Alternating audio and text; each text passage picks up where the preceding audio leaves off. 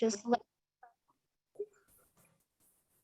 And so as you're joining, go ahead and add your state legislative district to your name.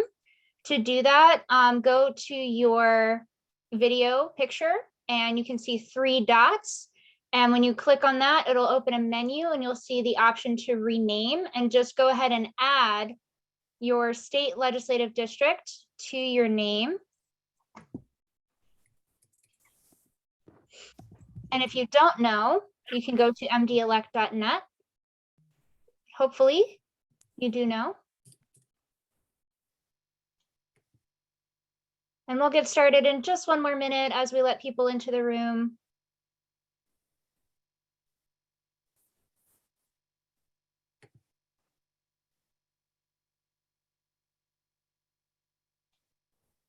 And welcome if you just joined. We are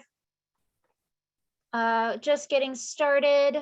While we're waiting, go ahead and add your state legislative district to your name.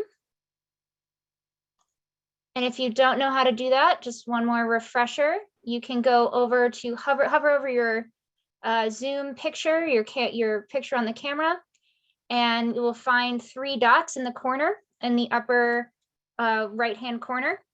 And when that opens, that'll open up a little menu. And at the bottom of that menu, it should say rename. And you're just going to want to add your state legislative district to your name. And this will help us later when we do our breakout rooms with our districts, which we will be doing towards the end of the call. All right. So with that, I'm going to get us started. So welcome all again, if you haven't heard, to CCAN's 2022 Lobby Night Kickoff and Training. I'm going to pass it over to Mike Tidwell in just a moment after I'm finished reviewing this agenda. So we'll hear from him first, and then we'll be going over our legislative priorities. Then we will have a brief question and answer.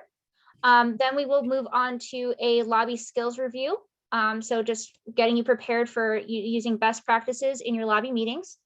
Then we'll do a role play example of a lobby meeting in about 10 minutes. So you can see how fast paced these meetings are and get a sense of what your meeting should look like. And then finally, we will give you about 20 minutes to meet with your district and meet your captain and coordinate with your team.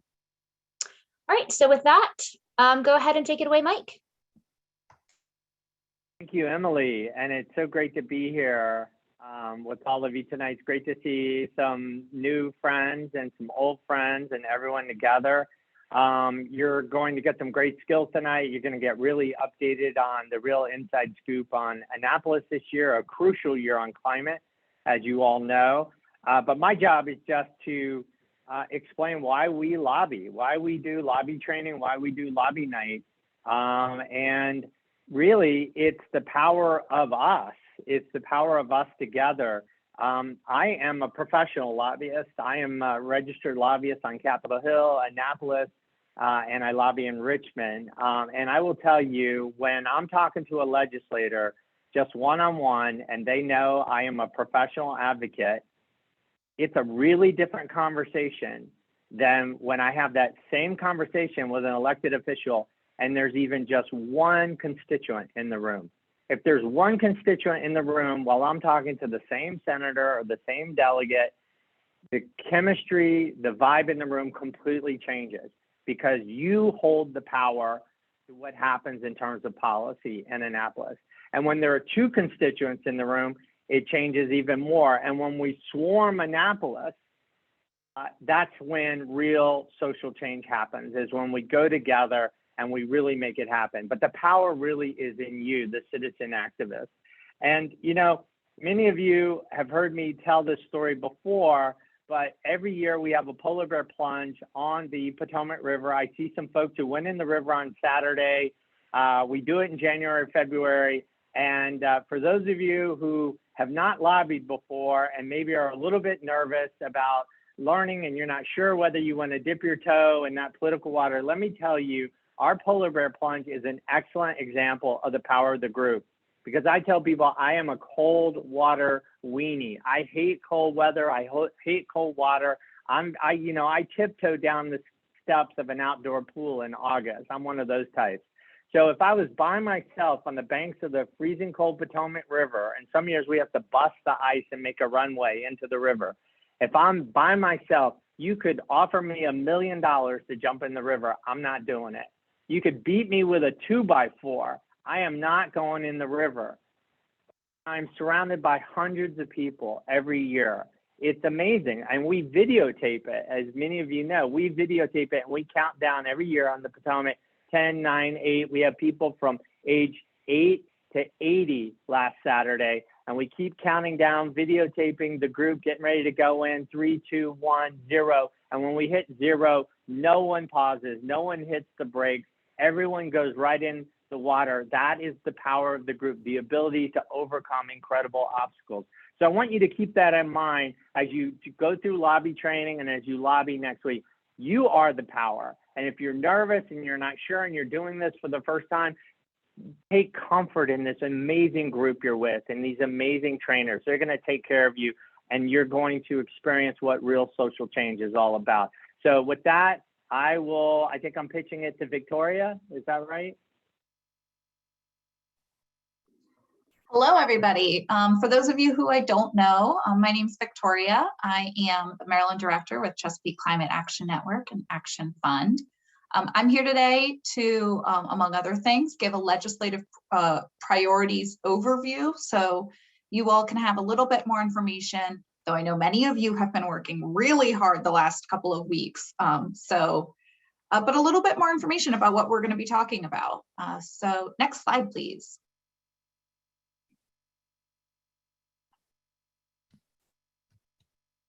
We're gonna play the video.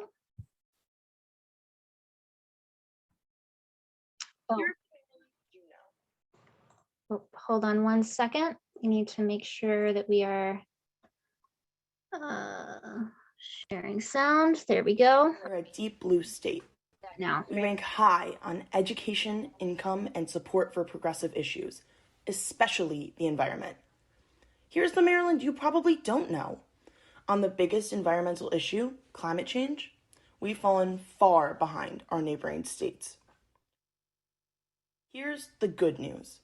Leaders in Annapolis can catch up in the General Assembly session of 2022, but only if they embrace the science of 60% pollution cuts by 2030, and only if they accept an expert, bipartisan proposal that all new Maryland buildings be fully electric and virtually fossil fuel free by 2024 or earlier. Here are the facts. Climate change, driven by oil, coal, and gas, is racking our planet. Scientists say we have barely 8 years to slow down the worst forest fires, floods, and heat waves. Maryland is especially vulnerable to rising seas in places like our own state capital, Annapolis. But in recent years, Maryland has fallen far behind DC and even Virginia in clean energy policy. Many red states nationwide have better policies for electric cars and home batteries. Maryland's carbon reduction plans are outdated and based on inaccurate calculations. Indeed, when a major climate bill died in Annapolis last year, Speaker of the House Adrienne Jones called climate policy her biggest regret of 2021. Thankfully, elected leaders can catch up in 2022. A proposed legislative package would do everything from electrify Maryland school buses to improve home efficiency. But legislation would only be successful if it embraces the international science that wealthy states like Maryland reduce greenhouse gas emissions 60% below 2006 levels by 2030.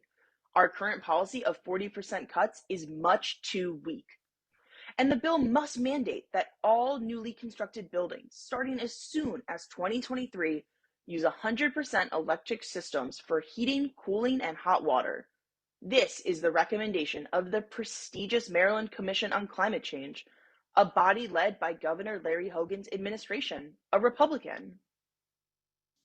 In short, we must electrify everything in a future Maryland powered by wind and solar. We must do it with justice at its core. devoting at least 40% of all benefits to historically disadvantaged populations.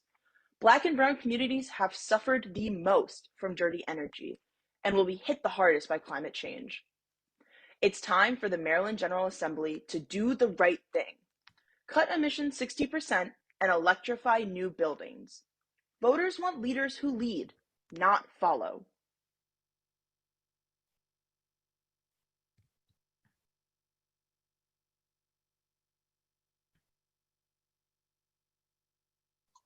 Awesome, thanks everybody. So first I want to go over what our top priorities are. As hopefully most of you have heard, we are working really hard on not only the Climate Solutions Now Act, but also the equivalent House bills. So altogether, this is making up our huge climate solutions legislative agenda of 2022. Now, you got a bit of an overview in that little video right there, but I want to talk a little bit more about the specifics in the next couple of slides. Another big priority of ours this year is the Climate Equity Act. This will be going to Economic Matters as well as the Environment and Transportation Committee, and hopefully we'll see it on the Senate side going to Finance and the Education, Health, and Environmental Affairs Committee. Now, if you have a legislator who is in one of our committees, Finance or Economic Matters, you'll also be talking about some of our energy bills. This includes the Grid Act and a bill that will clean up our renewable energy portfolio standard. And then if you were going to a legislator and meeting with a legislator who is on the Appropriations Committee, you'll be talking about the Future Act as well. All right, next slide.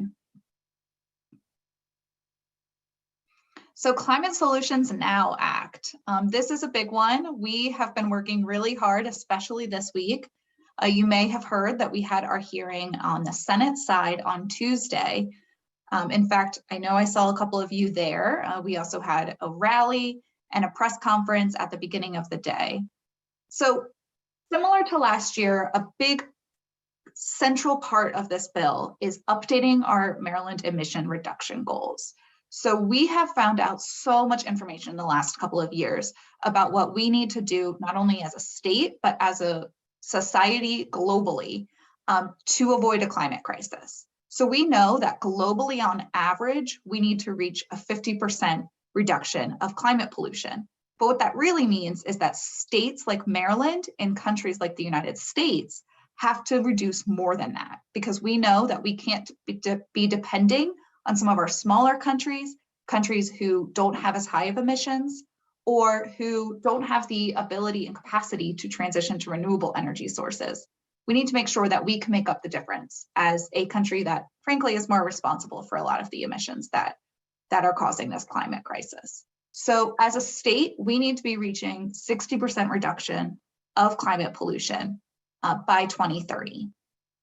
Now, this also is supporting, this is an interim goal that is supporting our net zero emissions goal of 2045.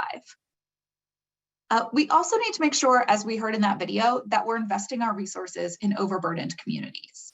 So you'll see in our climate package that we are doing this by creating a climate justice corps that will help not only create jobs and help with training for particularly our young Marylanders, but also to support projects that will be centered in communities that have already been overburdened by climate pollution and will likely feel the impacts of the climate crisis first and most intensely. We also are supporting the Climate Catalytic Capital Fund.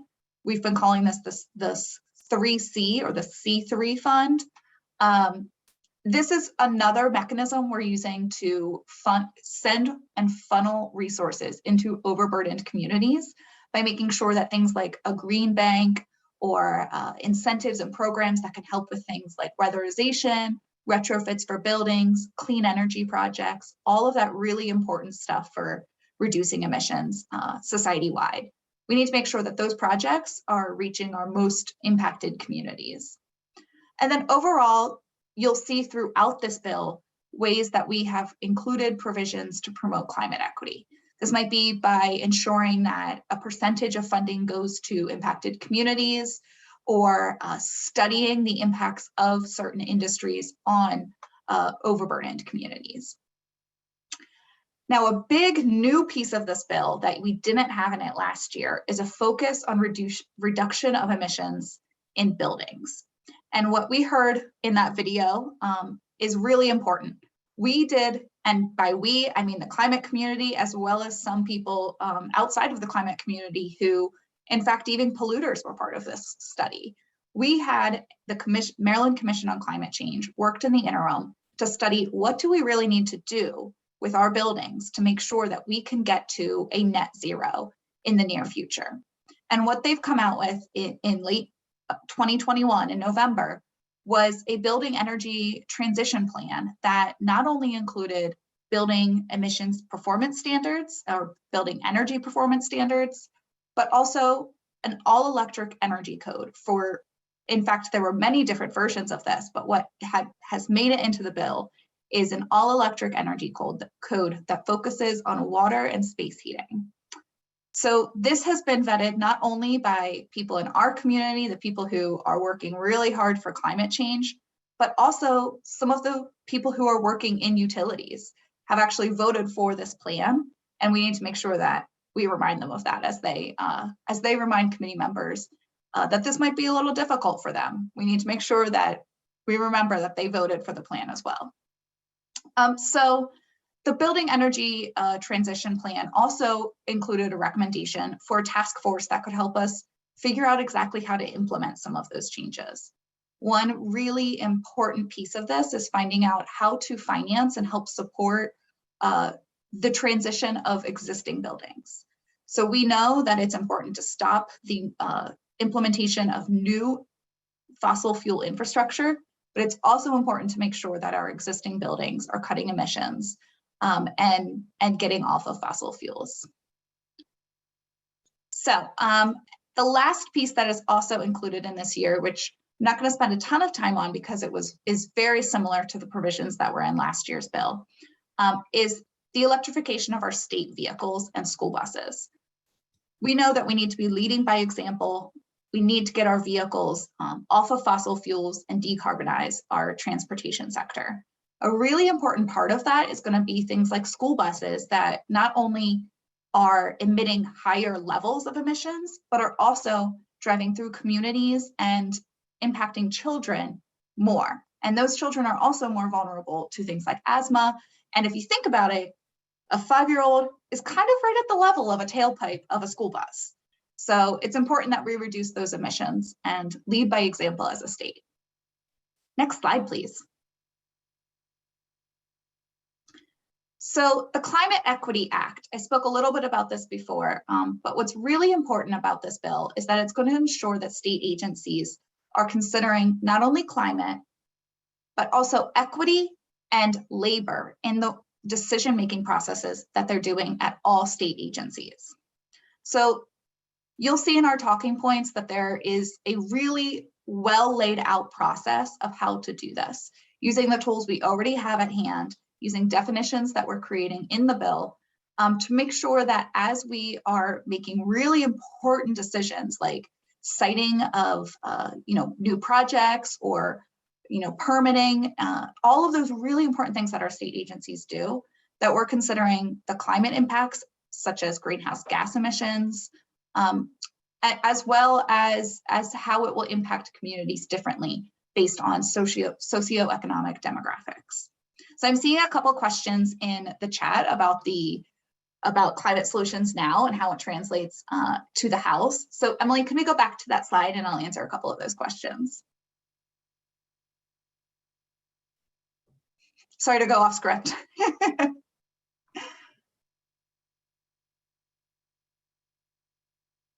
Okay, so one important piece to know about the Climate Solutions Now bill this year is that we have one large bill on the Senate side and we have several smaller bills on the House side. So when we talk about our building emissions reduction goals, that is in one bill called the Comprehensive Climate Bill, Climate Act, on the House side, and that is going to the Economic Matters Committee. The bill number for that is HB 708. And then This also includes some of the pieces that deal with environmental justice and overburdened communities. So for example, the climate justice core and some of the climate equity pieces are included in that bill as well. For the buildings piece, we have 2 bills, one that is focusing on public buildings and one that is focusing on private buildings, so commercial and residential buildings. So those bills are the HB 806, which is the public buildings bill. That is going to the Appropriations Committee. And the bill that will be addressing private buildings, so residential and commercial buildings, is HB 831, and that is going to the Environment and Transportation Committee. And then we have something similar to the school bus electrification bill that is going to Economic Matters, that is HB 696. And the state electrification bill is HB 94. So I know that's a lot to know. You will have all of this in handouts and talking points and all of that. We just created a new fact sheet today just because this is there's so many pieces to this that outlines all of the House bill equivalencies. And we'll talk more about how to discuss this with your legislator, because it's probably, you don't have to memorize all of this right now. Don't worry about that. Yeah.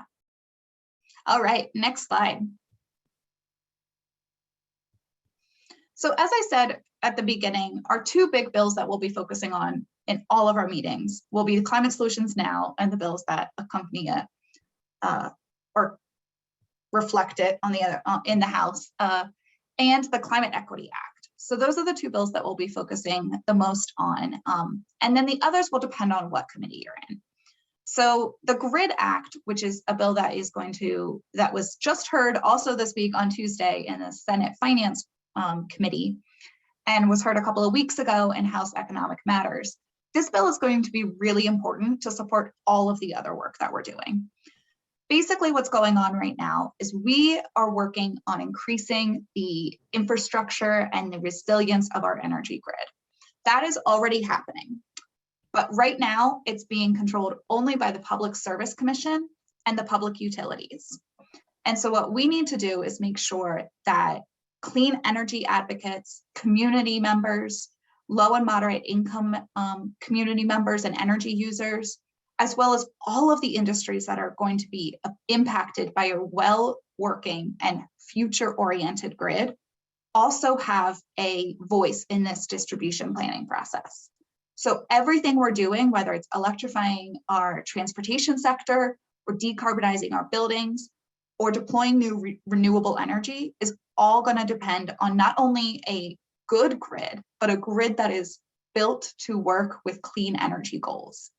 So the GRID Act not only outlines what those goals should be and how the process should, orient itself towards those goals, but also requires that there's an inclusive stakeholder process in this planning process. We've learned that we need to make sure that our voices are heard. In most of the Public Service Commission processes, we need to be there to make sure that clean energy and decarbonization and climate goals are all part of the equation. So this bill has gotten a lot of attention in the last couple of days, because when we're talking about electrifying our buildings, a lot of people want to know, can our grid handle that? The short answer is yes. There are lots of studies to show that the grid can handle what we are outlining in Climate Solutions Now.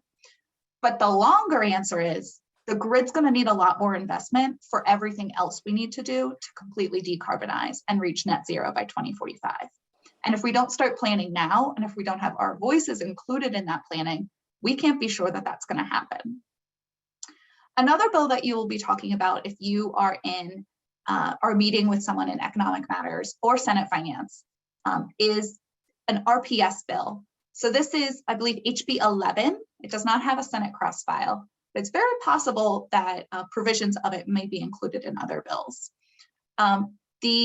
This bill, though, is basically aiming to clean up some of our past mistakes in the renewable portfolio standard.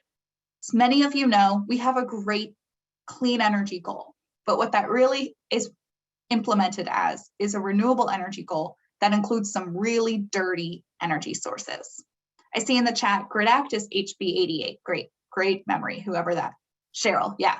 So HB 88 and SB 525.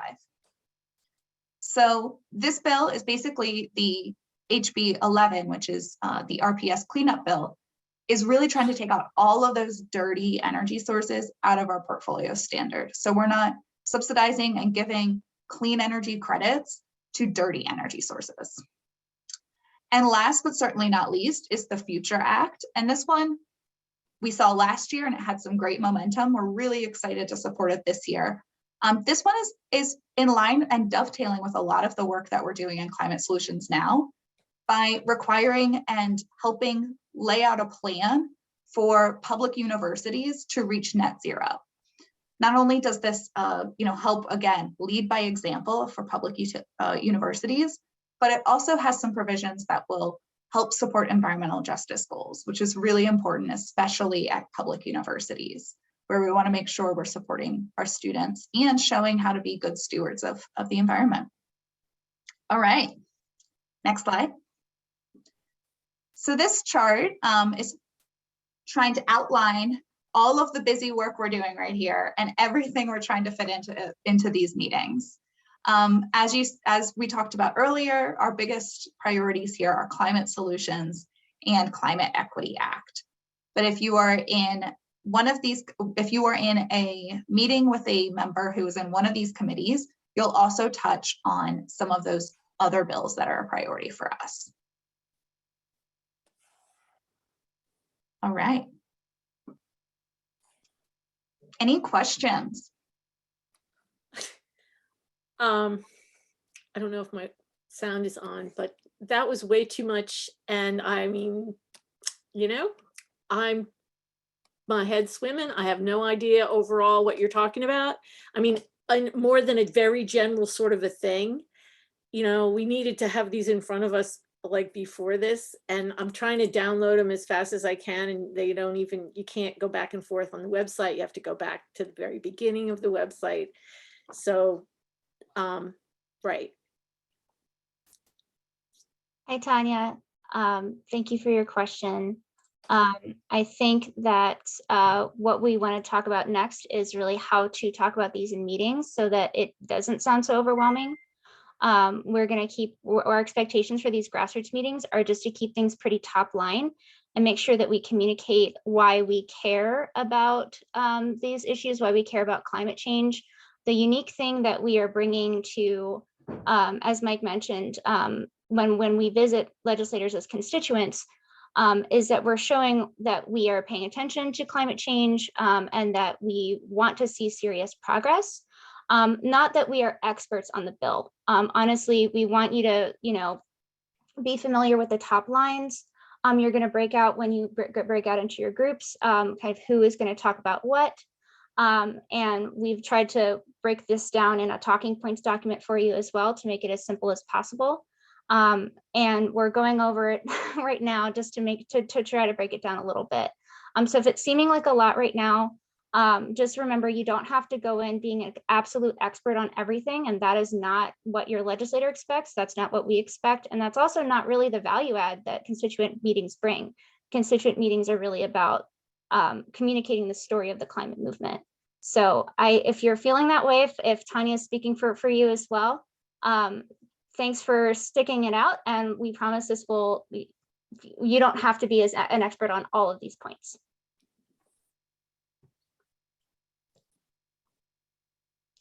That's a great point, Emily. And I'll just add that if you are ever asked a question that you just don't know the answer to, the best answer is just, I actually don't know the answer to that, but I'll talk to, you can say Victoria, you can say Emily, you could say the CCAN team, or you could even say that you'll research it yourself if you want to do that.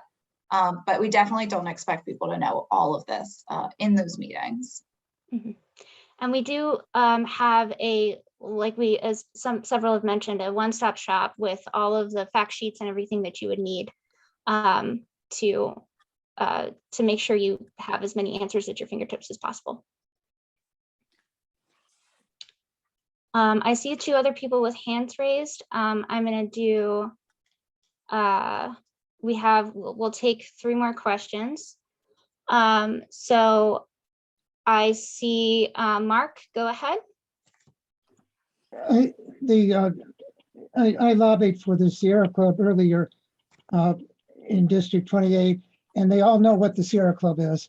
But I'm going to make sure when we lobby on the 21st that they know CCAN means Chesapeake Climate Action Network in Maryland, Virginia, and DC. So your legislator may not know what CCAN means, so it's good to tell them. Thanks, Mark. All right.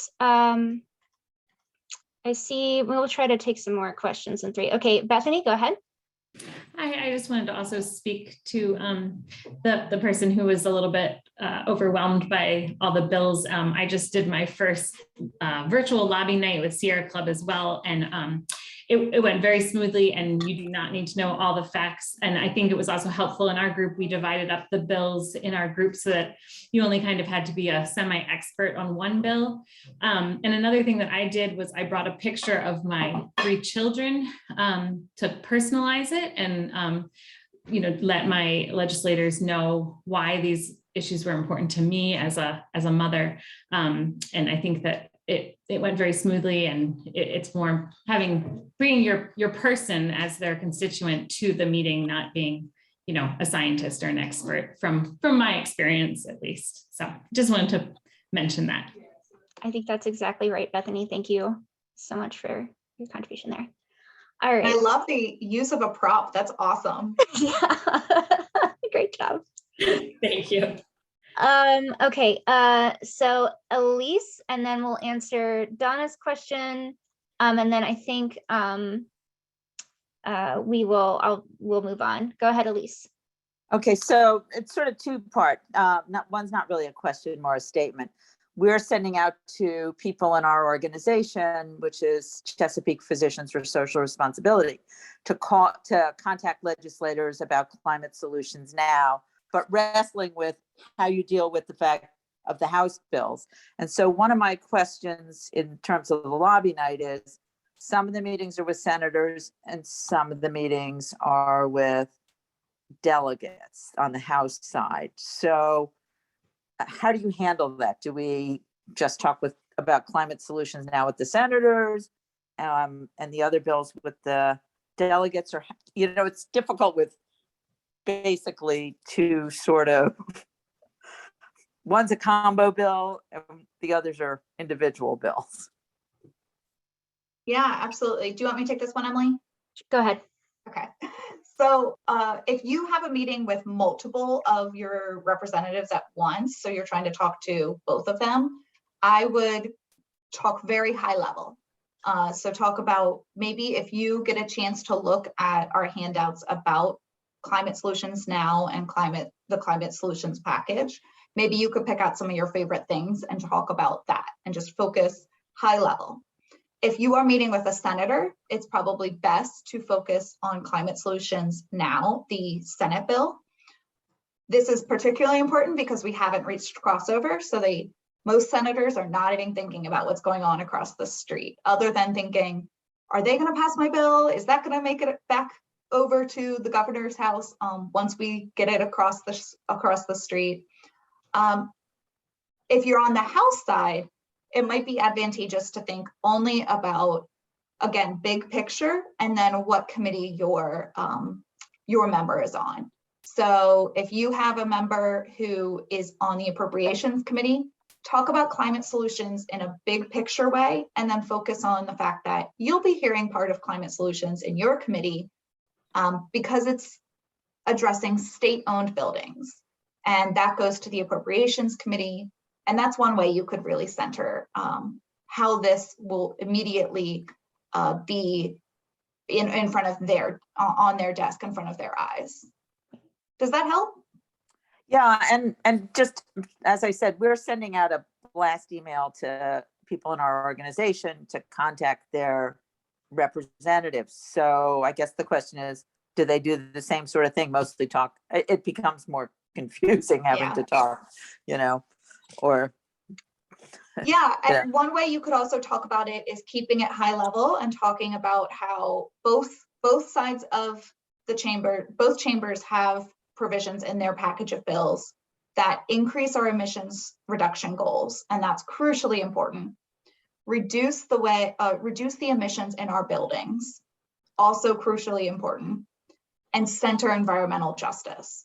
So it might be easier to talk about it thematically in that way, talking about how you really support these provisions, which are in the climate solutions legislative agenda. That's a good point. Okay. Thanks. Okay, folks, we do have to move along in our presentation. We'll try to get to some more questions later. Go ahead, if we didn't call on you, type your question in the chat, and we'll do our best to get to that at some point during the call. But we do need to move on, but thank you all for your questions. We know this year is a little bit more complicated than maybe years past, where we've had one big priority, if you're used to that. We're in this, we do have one major priority, but it did get a little complicated between the House and the Senate this year.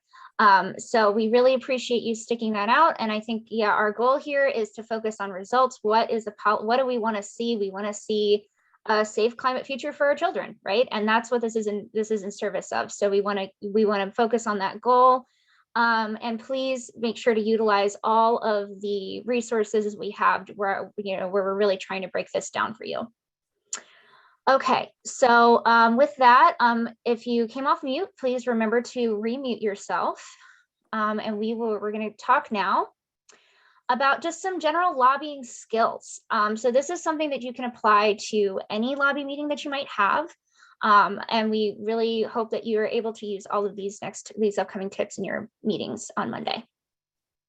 So first, this is what we're going to talk about. What is lobbying? Why we lobby, how to lobby, and then we're going to have a little role play, and then we're actually going to be breaking out into district groups at that point. Okay, so what is lobbying? Well, hopefully if you're here, you know a little bit about what that is because you signed up to do it. But lobbying is when you're directly persuading a legislator or decision maker on a particular action you want them to take. It is directly persuading those folks. But it is also, and I think this is a lesser kind of emphasized point, but it is also information gathering, right? If you are doing this right, you should be hearing from your legislator something about kind of what they're thinking, any major questions, and that is something that then our team can take and come back with and respond to. So information gathering is a huge part besides just persuading of what you're doing when you're lobbying. So I also want to say this because sometimes folks get frustrated if they feel that they haven't convinced their legislator or they aren't completely sure if they're going to vote yes or no. But even just getting their questions can also be a marker of a successful lobby meeting. So I want you to keep that in mind. So why do we lobby? Well, Mike did a great job of addressing this when we opened, but lobbying, especially directly from constituents, is really one of the most effective things you can do to advance your interests. So I'll say I used to be staff. Some of you who've known me for a while, I talk about this a lot. I used to be staff for a delegate in Annapolis. And I was actually lobbied by Mike Tidwell on the fracking campaign. I have to say that was always the most impactful tactic was when folks, because when you're in a legislative office, you are receiving, thousands of emails. You're receiving when you have something that's remote like that, that's easy for people to click on. When you see an email like that, you know that it's really pretty easy for folks to do that. So in order for an email campaign to be impactful, you tend to need to see a lot of emails. Then I would say next up on the line would be phone calls. So I'll let you know, your state delegates definitely don't receive as much attention as your federal representatives. So even, if I got 10 calls about something in a day, I would be really impressed and feel that that must be a really important issue. But it took way fewer calls to make an impression than an email.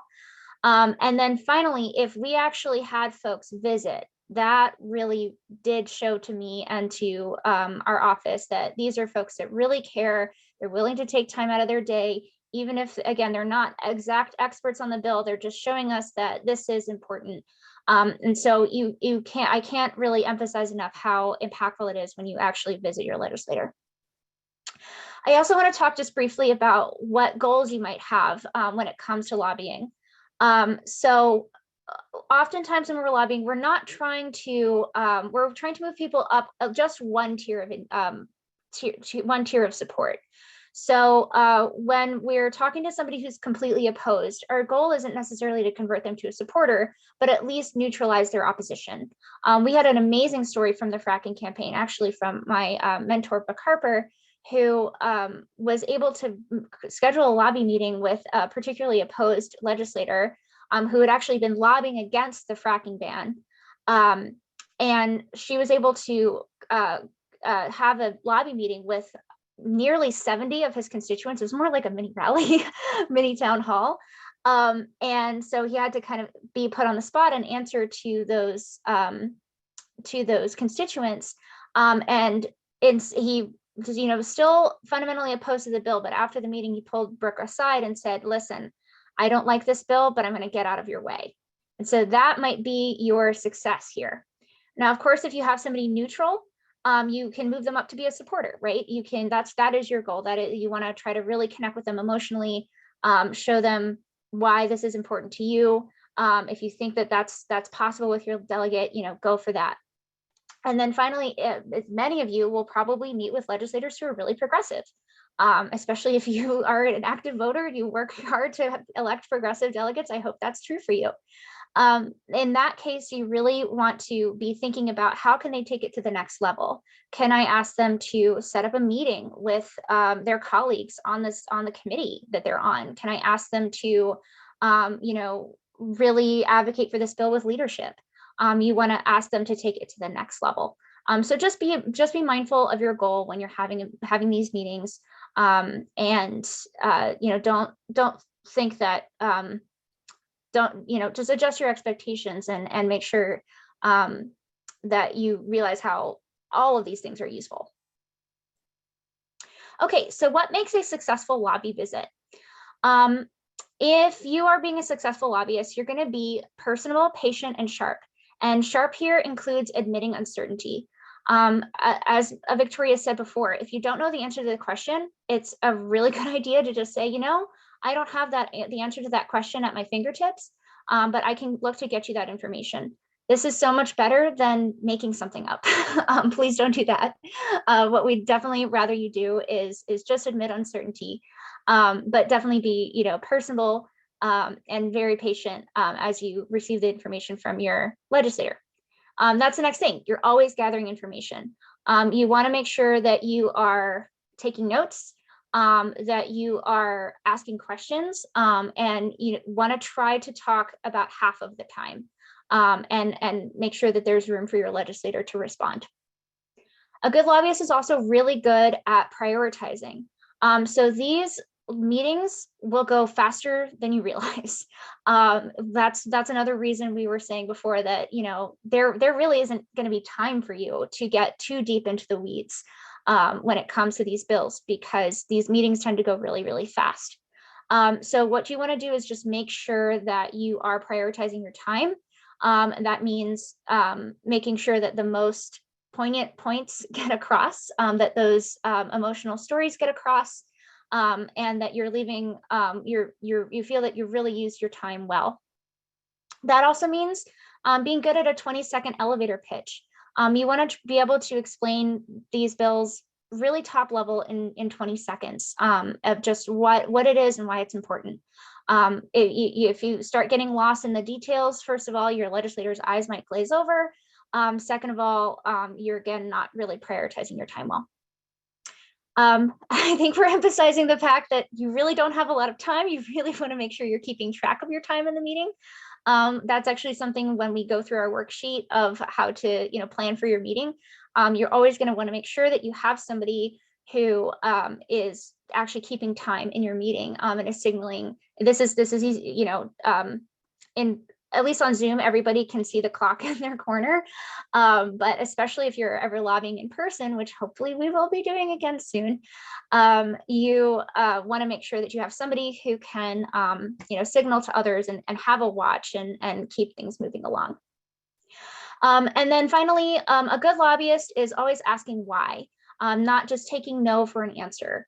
Just saying, okay, can you tell me more about your, what your hesitation is on this bill? Can you tell me more about what is making you think what is behind your position? That is really, really useful information for our movement, for everybody. So please, try to have a follow-up question if you get a no, and ask for more information. Okay, so what makes a visit successful? Knowing your specific goal ahead of time is a really big one. So we have outlined in our legislator cheat sheet, we have a tab that says ask for legislators that will show you exactly what you're there to ask for. I also recommend looking up your legislator. This is related to the next point of just knowing at the very least what committee your legislator is on. Again, we have that in the cheat sheet. But I also recommend just going and looking on their page on the General Assembly's site. You can also take a look at what other bills they're putting forward. That's just good information for you to know as a constituent, regardless of, if it's climate related or not.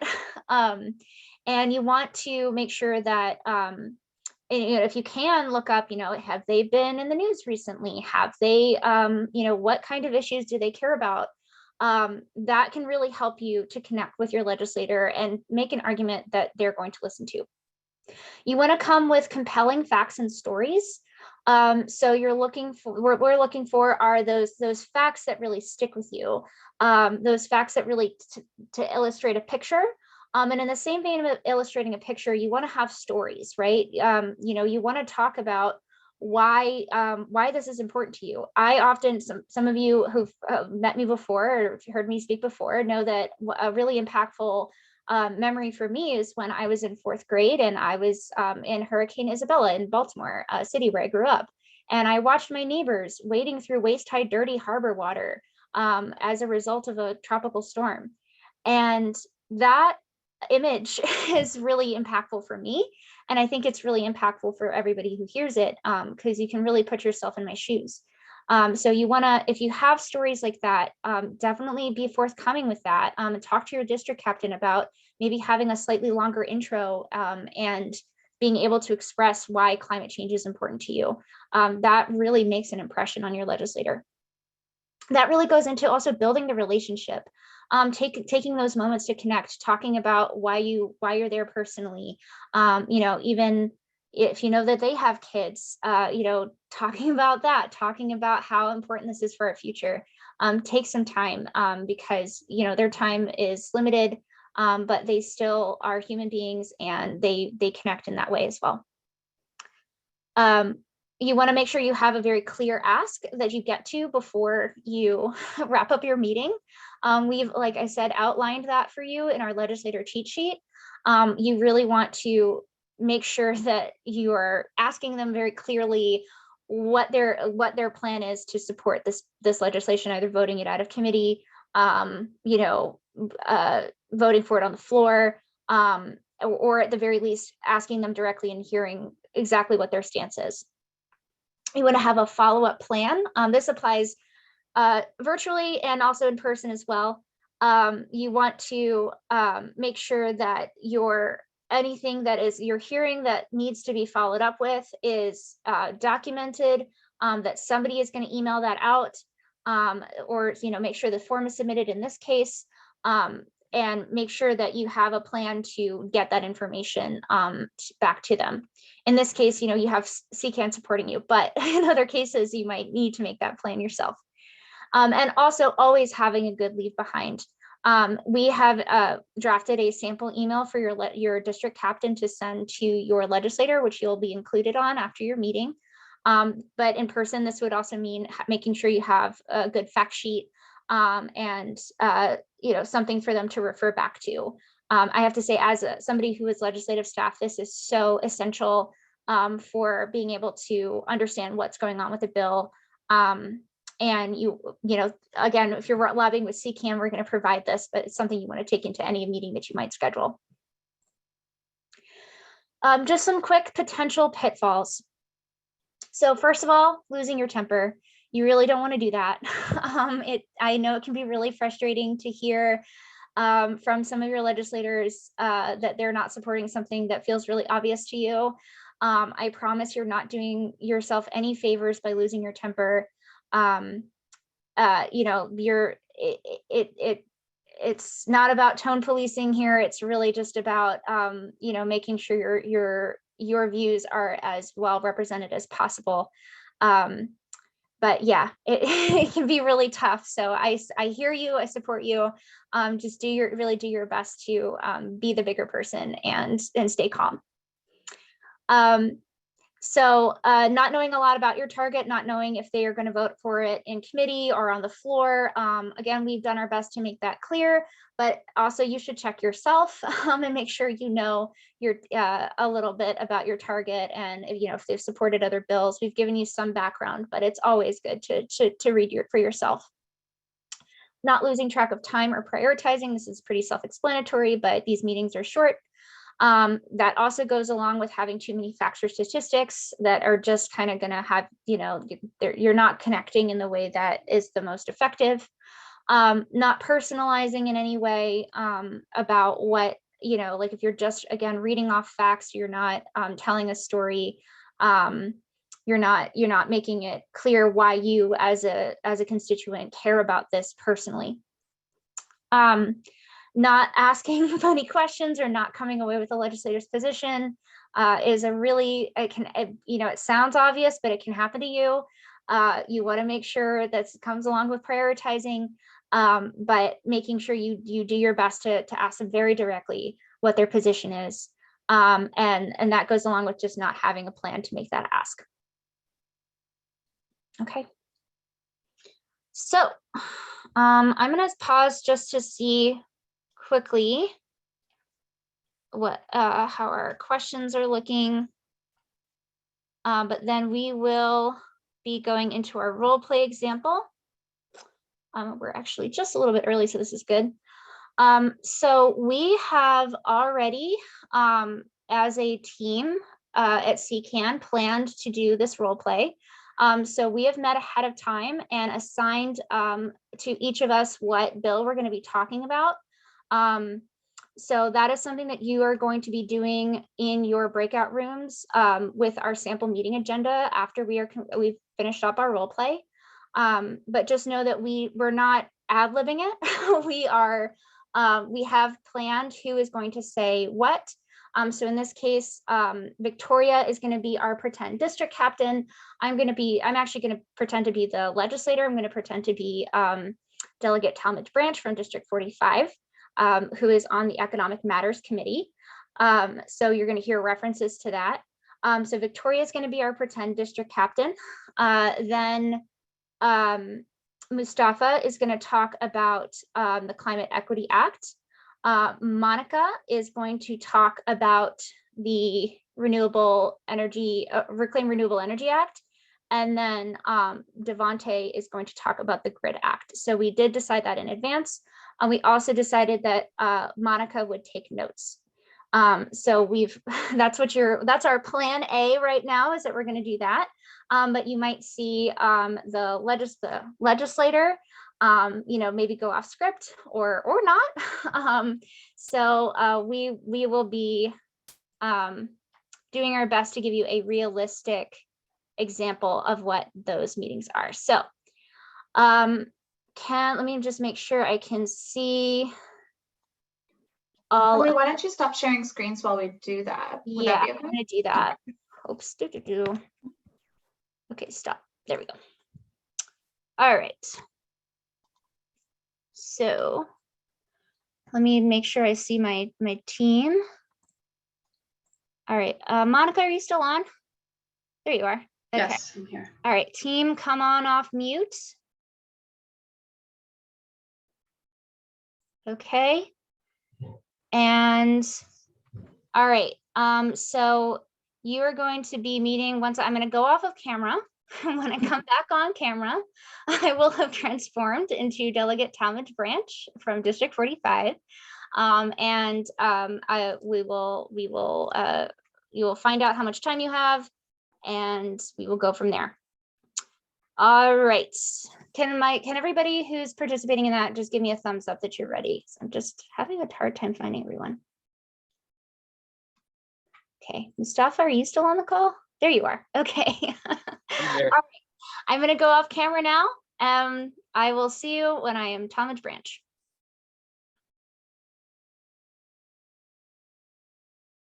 Hi, everybody.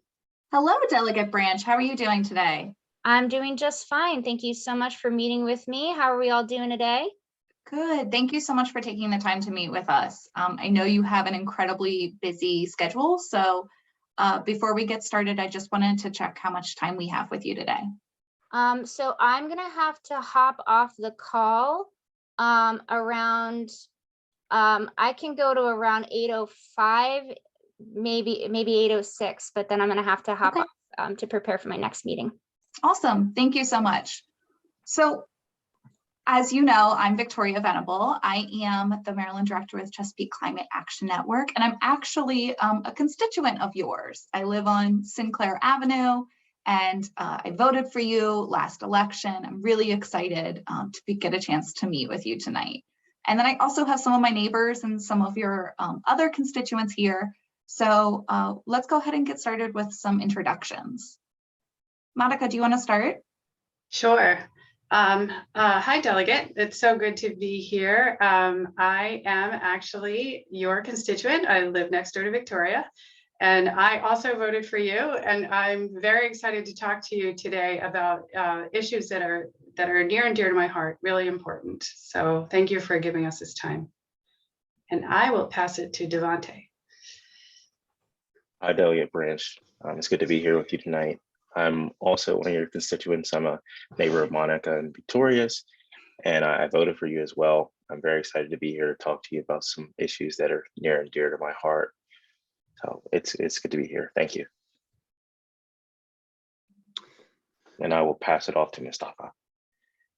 Thanks, Devante. Hi, Delegate Branch. My name is Mustafa. I think we're all from the same neighborhood. Actually, we met at a ward meetings this past this past year, and so it's been great to connect with some like-minded folks, and we're really excited to talk to you today. Great. Thank you all so much for being here. I love meeting with constituents, love hearing what's important to you. We've had a really busy legislative session this year. We have some really big bills to be moving through. So I'm glad that you all are taking the time to meet with me during my busiest time as well. And I hope to be serving you all here in the General Assembly. So thank you so much. So before we get into some of our biggest priorities, I want to give a chance. Devante and Mustafa had some personal stories they wanted to share about why they're here tonight. And I think that'd be really important for you to know as their representative. Mustafa, do you mind starting? Yeah, absolutely. I actually just want to start by just sharing just a personal note about why climate change is so important to me. You can see in the picture here, this is my 13-month-old daughter, Miriam. And I was actually, making a decision to having a biological child was a decision for much discernment, given all the anxiety around climate change. and it shouldn't be the case. Miriam is such a great joy for me to have in my life every day when I'm before I go to work. I drop her off at daycare, and I carry her and I'm holding her and she's giggling and laughing, and I experience. I'm so fortunate to be able to experience such joy, and it's really deeply challenging that there's so much anxiety that's produced just from having that choice. And I know that securing the future and protecting our children is so important to you. You've made such an investment in the safety for our kids in schools, and in getting dollars to the public school system in Baltimore. And to me, this is just a natural extension. Being bold on climate change is just a natural extension of that. So I wanted to share that personal anecdote. Thank you, Mustafa. And now I wanted Devontae to have a chance to also share a personal reason why he's here. Delegate Branch, like Mustafa, I have a very personal story about why I'm here tonight. I'm a student at Howard University. I'm in my junior year studying environmental science. And I would like to say I'm pretty concerned about my future. Climate change is really making things very uncertain, and I just don't know what things are going to be like, and I'm very worried about that. And as a student, many other students like me, we don't know what things are going to be like. And we would hope that you would be able to try to give us some guidance with that, and help us tonight to understand how you'll be able to support future climate decisions that will clear things up for us. So thank you again for being here. Thank you, guys. And I'll let you know, I can make a couple more minutes for you. And thank you for sharing that with me.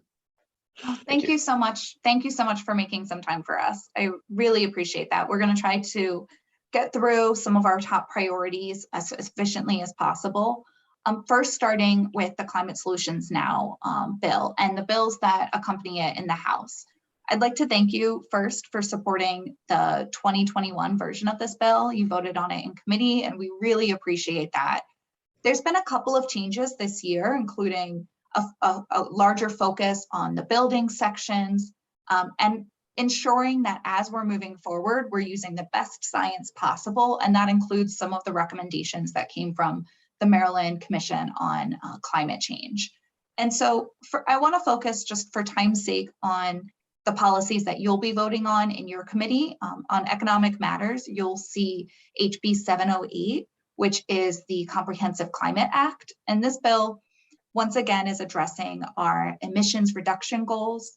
We're trying to get to 60% by 2032. This is a little different than the Senate version, but we're still really excited about those goals. And the goal to really reach net zero by mid-century, 2045, is the goal that we have in the bill.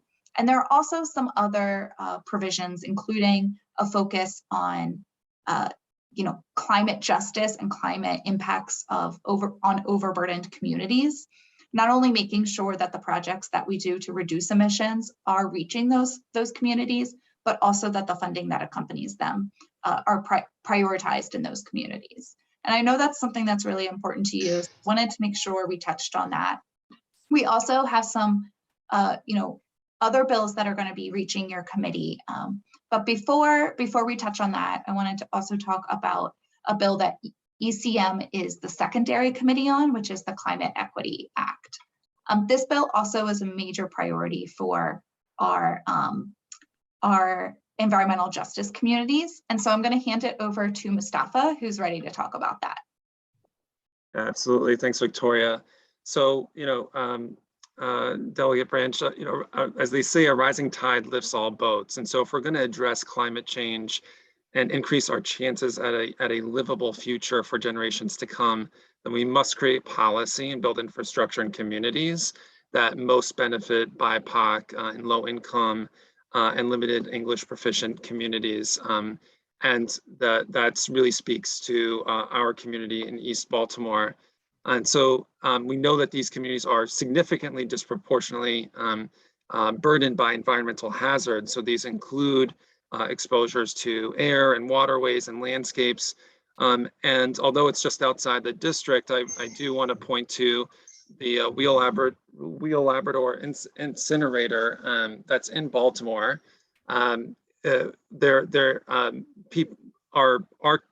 the communities I'm talking about are, as I said, disproportionately impacted by the toxic release inventory facilities like incinerators. And so nearly 50% of Baltimore's residential plastics are sent and burned at the incinerator, releasing some of the most dangerous chemicals and toxins and greenhouse gases.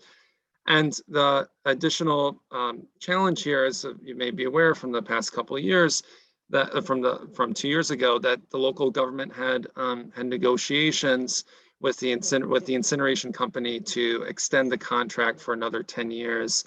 And while they had publicly committed to holding briefings and hearings and enabling the community to engage in the process. And so one of the things that I think is really important about this bill is that it's about establishing transparency and trust in decision-making processes by meaningfully assessing proposed projects that will be built in the future, the impact that they're going to have on underserved and overburdened communities and workers and jobs in Maryland. And so that's why I think that's why I think these bills are really important. And I want to ask that that you vote in support of House Bill 880 and the Senate Bill 931, particularly when they get to the House floor. Is that something you would be willing to do? Yeah, I mean, I know this is a new bill this year, and it's kind of a really bold direction for us to go.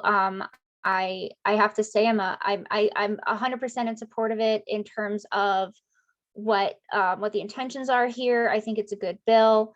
I have a couple of questions about, are we talking about every state agency here? How is that going to be implemented? Is this going to be creating a lot of just inefficiencies that could be avoided? We want to make sure that we're not overburdening our state with on every decision, right? And I just am a little concerned about how it's going to be implemented. But I think I want to be clear. I'm in support of it. But we have to be aware of what burdens we might be creating for our state agencies. So I think it's a good idea. And I guess it's under strong consideration. Well, really glad to hear that you're strongly considering it. I know that the time is limited here. I've taken note of the questions, and I would love to follow up with you and also share these questions with our team so we can fully address them with yourself and with your team. Yeah, sure thing. Thanks for bringing it to my attention, and I'm watching it. Thank you so much. Can we also ask what your position on climate solutions now and the House Bill the Comprehensive Climate Act, what position you'll be taking on that? So, I know that we haven't done as much on climate in the last couple of years, and we had a really big win through my committee that I voted for the Clean Energy Jobs Act a couple of years back. But I know that we have a lot of priorities there's a lot of discussion about that this year. So, it is definitely on my radar. I am, I'm discussing, with folks that I do need to discuss with about I know there's a lot that we're trying to do on reducing emissions in buildings. That is definitely on my mind. And so I'm watching it really closely, and I think it is a good bill. It is a good bill. Great. If you have any questions that we could help address once you have those conversations, or if you need more research done, please feel free to reach out to us. And I want to make sure we're being respectful of your time. Do you have a couple more minutes to hear about bills that are going to your committee? I can give you one more minute. Okay, great. Devontae, do you mind talking about the GRID Act? Yeah, sure. So Billy Branch, I'll start off by saying that our country is moving to a greener future, and for Maryland in particular, we need to make sure that our grid can handle transition to renewable energy sources. So we just want to make sure that we can use some transparency in protecting Maryland residents and making sure that we don't have an outdated energy grid. Fossil fuels are going to become a thing of the past, and we need to be able to make sure that we can have reliable electric sources and renewable sources that can supply Maryland residents with power. So I'm just curious to know that if you will vote for this bill on the floor when given the chance. And that's is that called the Grid Act? It's the Grid Act. It's SB 525 and HB 88. Yes, I've also heard of this one. You know, I work really closely with the Public Service Commission, and they, you know, I do trust them to do a good job on this. I think that what I'm interested to know is more like what precedent for this exists in other states. If this is, you know, I know other states have public service commissions that aren't as good as ours. So I'm not completely familiar with the precedent with this on other in other areas, and I think that you know, I kind of might lean more so on the judgment of the Public Service Commission on this one. I want to work with them. It's a state agency I do have to answer to. But you know, if there is precedent, if there's something that we can look at, then I would, you know, I can consider that. Thank you. Thank you. Well, I know you have to go, but would it be possible if we left a resource with you about some other bills that are going to be going to your committee? Sure thing.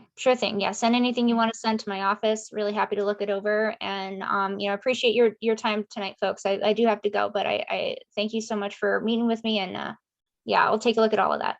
Delegate Branch, I didn't get a chance to talk about the bill that I wanted to talk about, and so I will reach out to you about the Reclaim Renewable Energy portfolio bill. And I just want you to know that I have been taking notes, and I have a Google form that I filled the notes out. We will get back to you on all your questions, and we just really appreciate the time that you gave us tonight. Great, thank you so much.